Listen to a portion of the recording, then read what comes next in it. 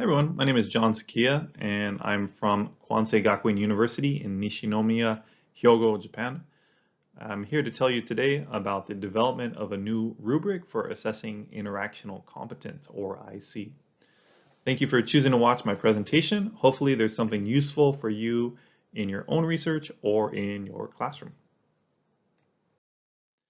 Outline of this presentation, I'll begin with my motivation for researching this area, some relevant terminology, two studies that I based this study on, methods, results, and I looked at both qualitative and quantitative data here, and discussion, which talks about improvements I made to the new version of this rubric. Okay, so some background and motivation for doing this.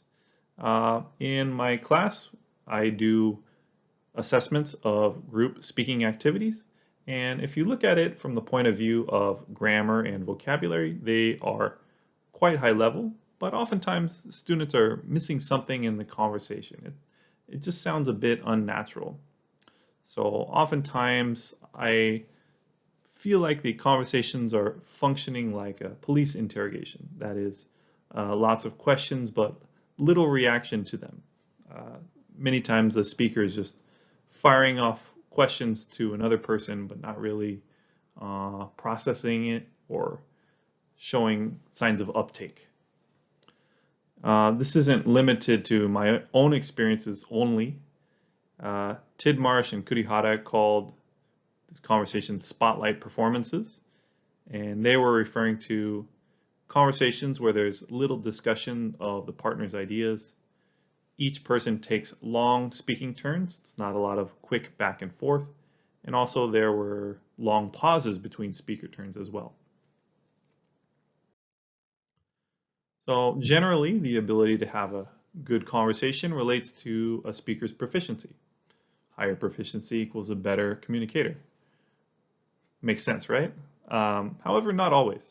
I'm sure you could think of some people who have low proficiency but are quite effective at communicating. Conversely, maybe there are people who have high test scores but really can't maintain a conversation. So I wanted to look into this area a bit more, see what factors contribute to this. Some terminology, mutuality, defined by Damon and Phelps as the creation of shared meaning from one turn to the next. The turn-taking system, that's a system for regulating speaking turns and pauses in conversation. And the landmark study was done by Sachs, Shegloff, and Jefferson in 1974. And also back-channeling. The person who has the turn receives short messages such as yes and without relinquishing the turn. Okay, I looked at each of these in my own rubric. Okay, relevant study, Galazzi from 2014. She analyzed 84 speaking tests from the Cambridge Speaking Test. And she transcribed these conversations using CA, and she also coded them for the following things. So topic development organization, the degree of topic development, and as well as who brought forth these topics. Did speakers only introduce their own topics, or did they also discuss the topics from the other speaker? Listener support moves, back channeling, as well as confirmation of comprehension, for example, saying absolutely or exactly. And then turn-taking management in a no overlap manner, following an overlap or latch, and following a gap or pause. So the no gap would be ideal. According to the preference organization, when there is pauses in conversation, even a short pause of 0.6 seconds, there is meaning behind that. It could signal that the listener did not understand what the person just said, or perhaps they disagree with it. But many times students think that the next person's chance to speak is signaled by a long pause in conversation. But in a real life conversation, that's not how it works.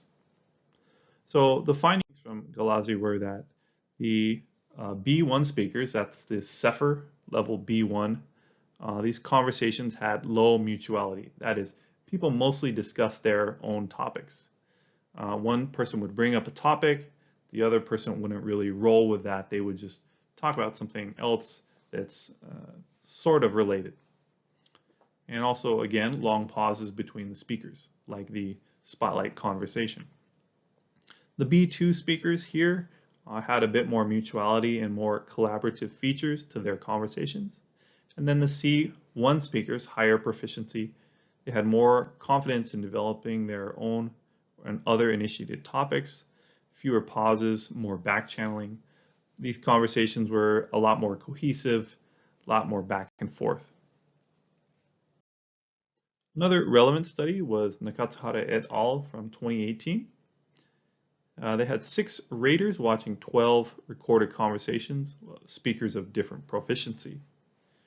They used verbal reports from the raters, basically finding out what the raters were looking at when they were analyzing the speakers' interactional competence. They came up with a big list of things, and they created 2 checklists, the long checklist with 9 categories and 50 subcategories, as well as a more concise version which has 4 categories and 13 subcategories. It also was created with teachers in mind. There were ready-made feedback that the raters could provide to the speakers. Here's the concise version. So you can see here 4 different categories, and then the subcategories, 13 different ones. This was meant for paired speaking tests, and it's dichotomous, so we have well done and needs more work, as well as another column for comments. So, summary of these 2 studies. Galazi used CA, and CA is a very detailed yet time-consuming research method.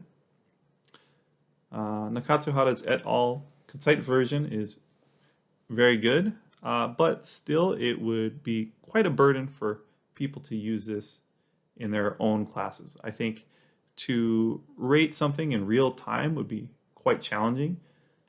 Teachers or raters would probably want to record the conversation and watch it several times.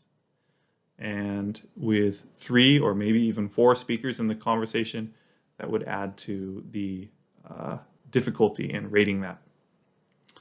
So there needs to be a way to assess IC in a comprehensive yet practical way. So that's what I was exploring by creating this rubric.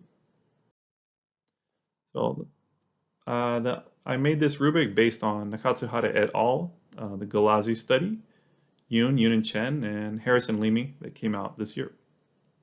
I created a 5-point Likert scale, and I looked at these 4 categories: conversation management, development and maintaining discussion, turn-taking, back-channeling, and communicative effectiveness.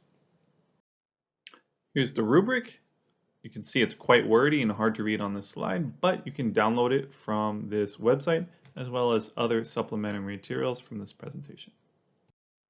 Okay, now I'll describe some of the things I looked at in this rubric. First of all, for conversation management, I looked at involvement, how active or passive the speakers are. Next, breakdown repair. How do speakers handle any lapses in the conversation or when people don't understand each other? Do they take on a kind of a facilitator role there, or do they not do anything and let other people take care of that? And finally, getting participation from others. Do speakers try to involve the less talkative members of the group? Developing and maintaining conversation, introducing ideas, especially your own ideas. Linking own and other ideas, that's the mutuality again. Length of talk and conversation moves. Are the speakers trying to simply give their opinion and agree, or are they trying to do more difficult things such as analyzing and synthesizing, things like that? Turn taking and back channeling, how smoothly can the speakers do this? Projecting ends of turns.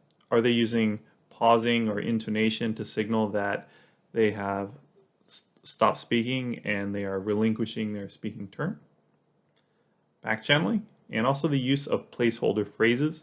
These are utterances such as or when the speaker would indicate that they need more time to think before responding. And then finally, communicative effectiveness. If the speaker is able to share simple or complex ideas and how well they can get their point across. So participants, I had 79 participants, mostly Japanese, mostly women. They're in 27 groups of 3 to 4 people. There were 7 raters. They're all experienced English teachers. And I used Rosh analysis, written comments from the raters, and I also interviewed 3 raters. The conversation topic was, should university students have part-time jobs? And they needed to talk about this topic for 10 minutes. And yeah. Here's a sample of the conversation. And the volume is a bit low, but the transcript is in the supplementary materials. So looking at it from left to right, person on the left is 1, then 2, 3, and then 4. Speaker number 4 is the most talkative here. She's trying to get speaker number 3 involved in the conversation. So let's watch a little bit of this. So you think we make the communication skill through the PowerPoint? Yes, yes. Especially. Especially. There are many skills. We can learn many skills, but especially the communication skill is the most important thing in the jobs and any other kind of jobs. Thank you. About mine?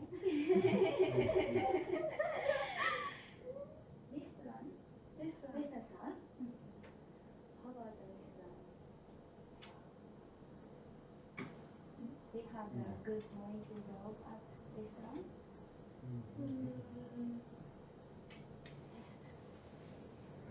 Only English.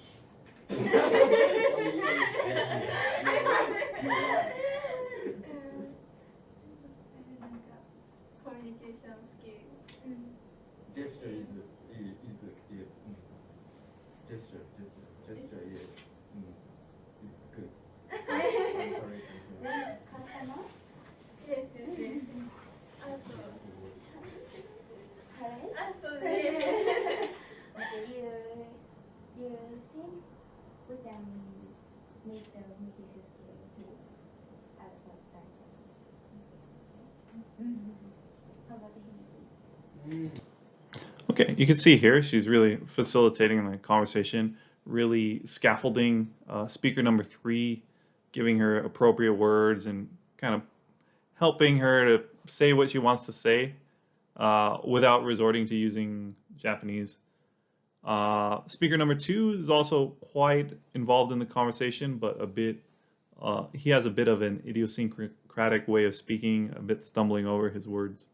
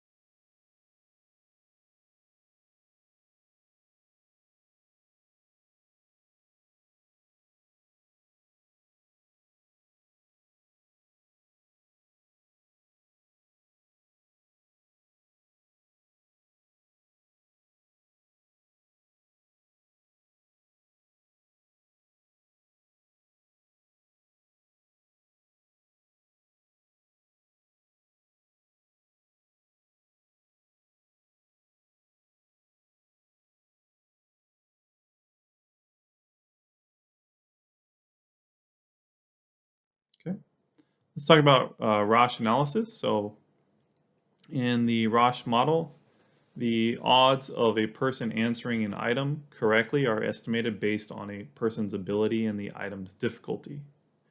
Okay, so basically, people have different abilities. Higher ability people can get higher scores. Makes sense, right?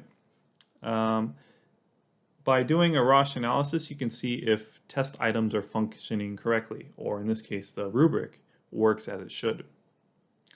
Another advantage of it is you can account for raters of different severity, and it will adjust for that. I use the many facets Roche model using the facets computer program. What's the many facets Roche model? It is able to consider other things besides person ability and item difficulty, such as the raters and the test or candidate characteristics. Okay, here is some of the data. I will walk you through this. On the left side, this is the measure of ability. It goes from positive to negative logits. So higher is more ability. The second column from the right, second column from the left is the speakers. Higher equals more ability. And next is the raters. This has the opposite polarity. So the raters that are higher are more strict. Raters that are lower are a little more lenient. Then we have the criteria, and then on the right side, S1, 2, 3, 4. 1 is conversation management, then developing and maintaining discussion, then turn taking, and then finally communicative effectiveness. So all of the raters are pretty clustered pretty closely together.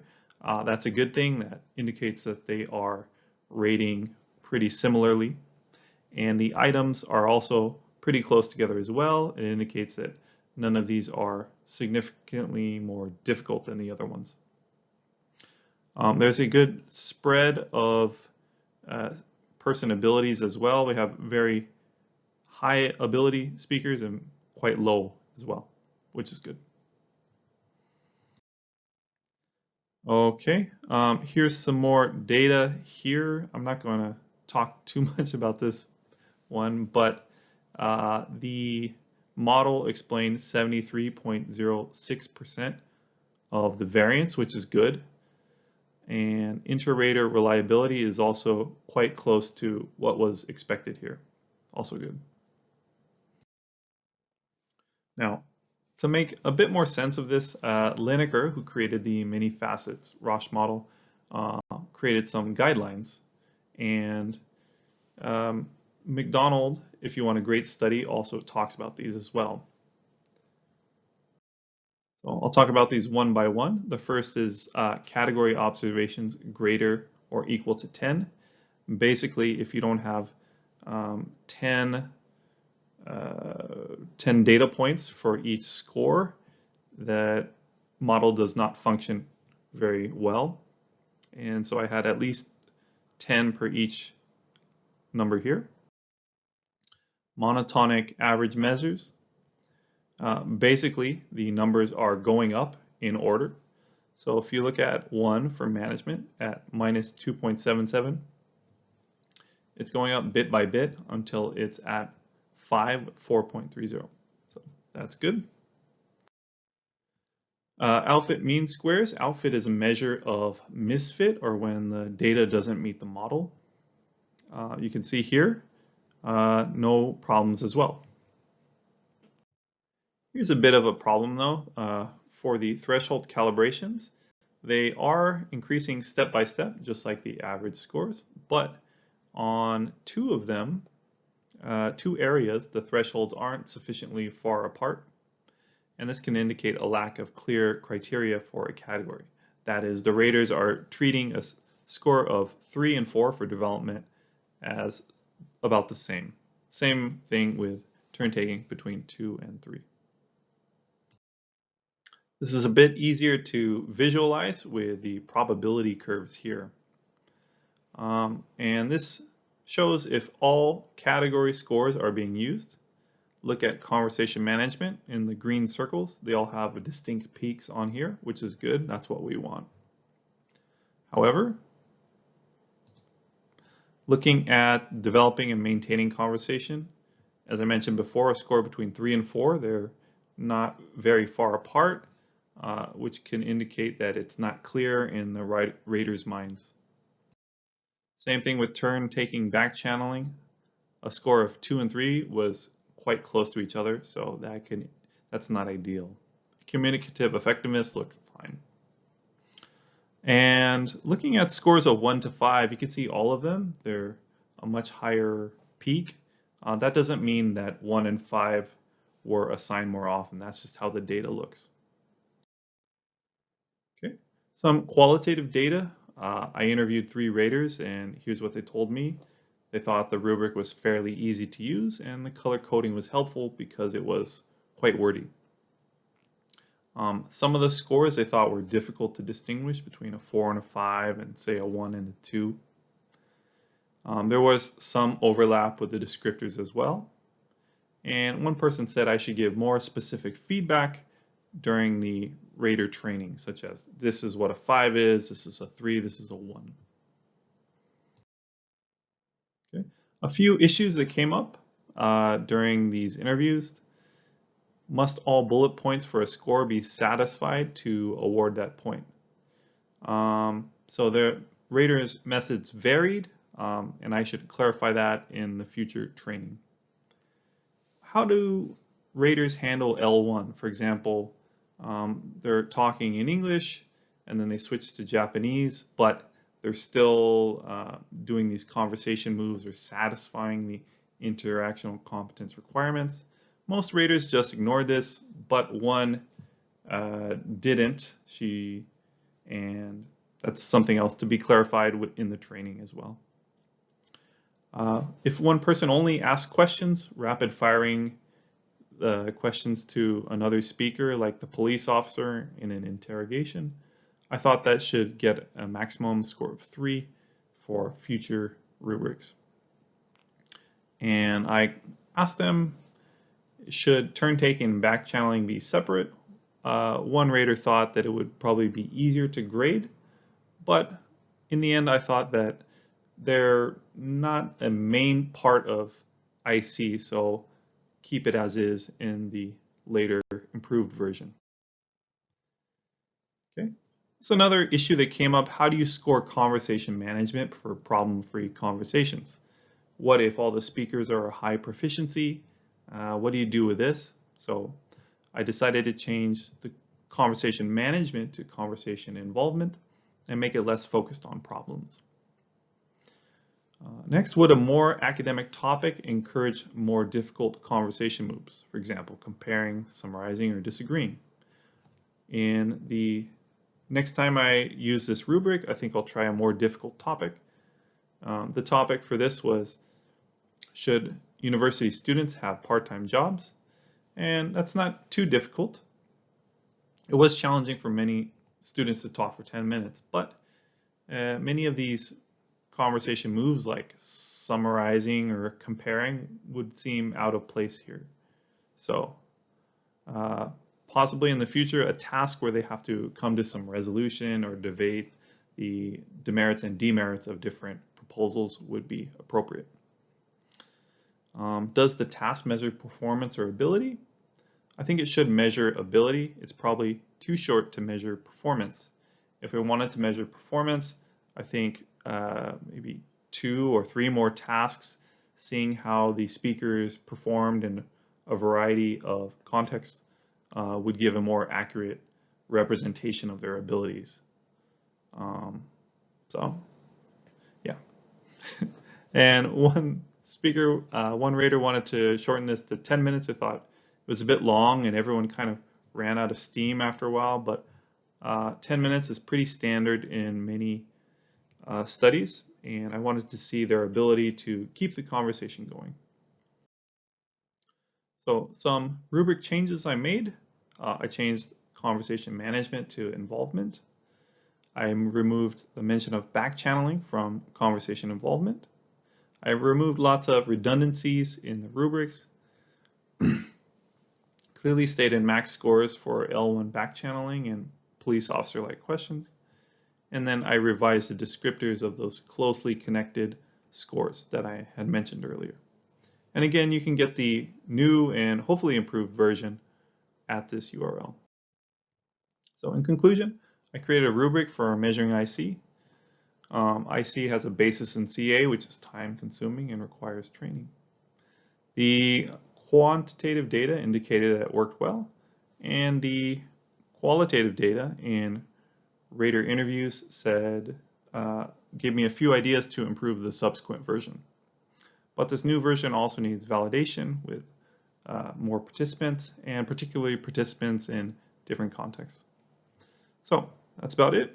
Again, you can email me with any questions you have. I hope this has been useful, and thank you for watching.